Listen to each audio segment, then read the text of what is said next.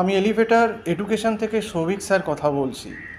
আমি জানাতে চাই যে আমাদের ওয়েস্ট বেঙ্গলে, পশ্চিমবঙ্গে যে সমস্ত প্রাইভেট ইউনিভার্সিটি এবং অটোনোমাস কলেজগুলো এমবিএ চালাচ্ছে, তাদের বেশিরভাগই কিন্তু একদম জঘন্য, ওয়ার্স্ট।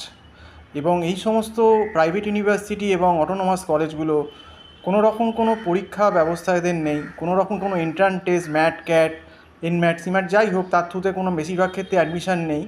এবং নিজেদেরও কোনো অ্যাডমিশান নেই, নামিয়ে একটা নাম দেখানো একটা এন্ট্রান্স বলে এরা স্টুডেন্টদের শুধু পয়সা দিলেই তার মান থাকুক আর না থাকুক, তারা একটা মোটা টাকার বিনিময়ে 6 লাখ, 6.5 লাখ, 7 লাখ, 5.5 লাখ তারা স্টুডেন্ট অ্যাডমিশান করাচ্ছে।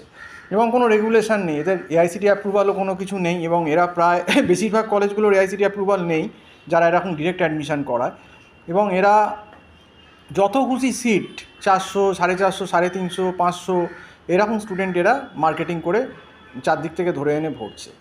এবং বেশিরভাগ স্টুডেন্টই হচ্ছে এমবিএ পড়ার একদম অযোগ্য এবং জঘন্য, তাদের কোনো স্ট্যান্ডার্ড বলে কোনো কিছু নেই। হয়তো গুটি কয়েক স্টুডেন্ট হয়তো কোনো রকমে হয়তো ভালো থাকতে পারে, হয়তো সেটা সংখ্যাটা খুব কম, হয়তো 5% কি 6% স্টুডেন্ট হয়তো একটু ভালো, কিন্তু 90 to 95% স্টুডেন্টই এখানে মানে একদমই মানে অযোগ্য।